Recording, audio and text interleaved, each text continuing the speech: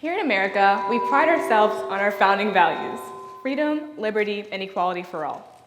I mean, these three things have comprised the backbone of our democracy for centuries, served as the subject of countless wars and military occupations, and have been immortalized in our bumper stickers and country music.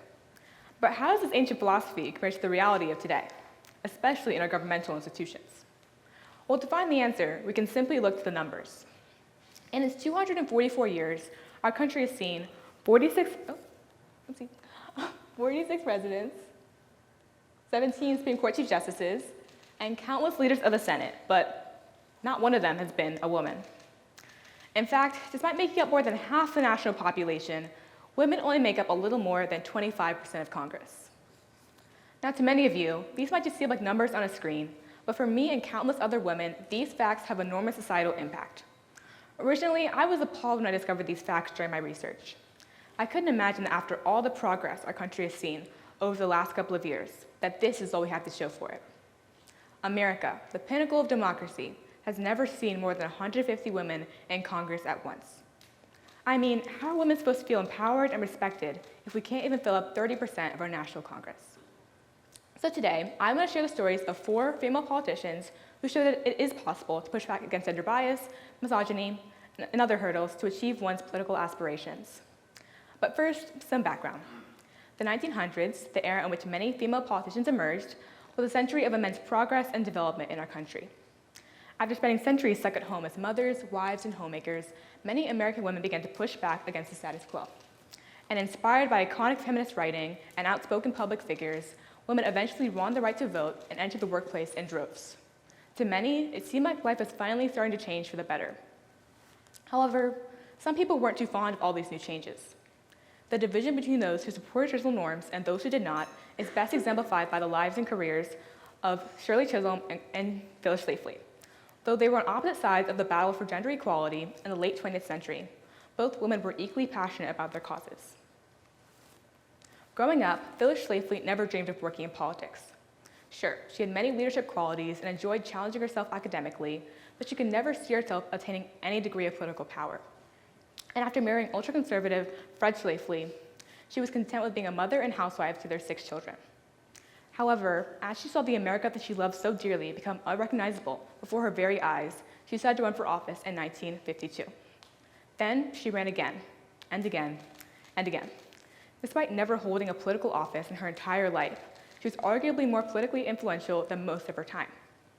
You see, she founded the Stop ERA campaign and prevented the passage of the Equal Rights Amendment, a major policy that would have guaranteed women more freedom in many areas of life. Using her charisma and astute political skills, Schlafly was able to do the impossible and stop the passage of one of the most important policies of the second wave of feminism. Funnily enough, my next case study had a completely different political experience. Born the daughter of immigrant parents from the Barbados, Shirley Chisholm had always dreamed of working in politics. Early in her career, she did so by making herself a mainstay in the local New York political sphere. However, as her tenacity and perseverance prevented her from being complacent, and she continued to pursue her biggest goal, becoming President of the United States. Now, as a Black woman living in the 1970s, she knew that she lived in America that had only recently given Black Americans the right to vote and relative freedom from discrimination. However, she knew that by sacrificing her time and energy to run for office, she helped create a world in which a Black woman, or a woman in general, becoming president wasn't so unfathomable. So, in 1971, she sought the Democratic presidential nomination. And though she lost, she and her supporters saw her bid as a victory that would lead to major change in who would be deemed electable in the future. By comparing Chisholm and Schlafly, I tried to understand how opposition groups form around women's rights causes. When researching the rise and fall of the Equal Rights Amendment, I felt incredibly frustrated by the demise of such a crucial policy. However, I found that this is not outside the norm. Opposition groups will often form around any women's rights cause, from the anti-suffrage movement of the 1910s to the attempts to hurt the reproductive rights of women today. In each of these counter-movements, female politicians are often at the helm. So no, neither Chisholm nor Schlafly were politicians in the traditional sense, but they certainly were political figures. They both fought hard for their respective issues and have completely changed the world of women in politics, especially that in the late 1900s. During this time, very few women attained any degree of political power. Sure, there was Madeleine Albright, the first female Secretary of State, and Geraldine Ferraro, the first female vice presidential nominee. but it must be considered that these women were appointed to their positions by men. Now, there were some women who ran democratically and won, but more often than not, female politicians needed to be attached to a man to have any sort of political clout. This issue has persisted until today, and is best exemplified by the lives and careers of Sarah Palin and Kamala Harris. Like Schlafly, Palin never dreamed of working in politics, instead engrossing herself in beauty pageants and fishing tournaments while growing up in Alaska. However, as she got older, Palin began to get resentful of her local government and its ineptitude. So, she worked her way up the Alaskan government hierarchy and eventually became Alaska's first female governor and its youngest at age 42. As governor, Palin maintained high approval ratings and caught the attention of Republican presidential nominee John McCain, who nominated her to be his running mate in the 2008 presidential election. However, after signing on, the campaign quickly went awry, as Palin's ignorance of critical national issues were put on full display in various interviews and public appearances. Soon after, the campaign lost the 2008 presidential election, and a year later, Palin resigned from her office in Alaska. However, she's remained relevant in conservative circles by endorsing fellow Republicans and inspiring future female conservatives.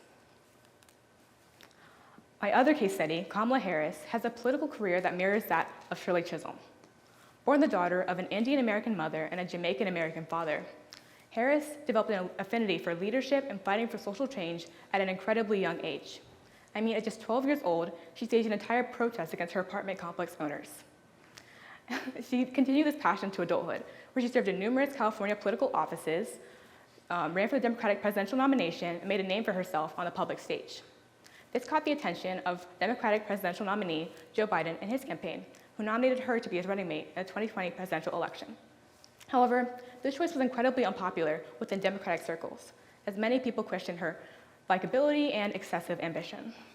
However, since being sworn in as the United States Vice President, Harris has continued fighting for the issues that she deems important, continuing the work that Chisholm set out for her 40 years ago. Look, I'm aware that simply electing more women will not suddenly end gender inequality in America. By electing more women who are interested in improving the lives of other women in our country will help with the vast issues of representation that have plagued our country since its founding. These 4 women have each done wonders in terms of providing legitimacy to female politicians and influencing future generations. By continuing to increase the number of women in politics, we're creating a world in which a woman in power is not an anomaly, where an ambitious woman is not equated to a greedy one, and where more and more women feel emboldened to change the world.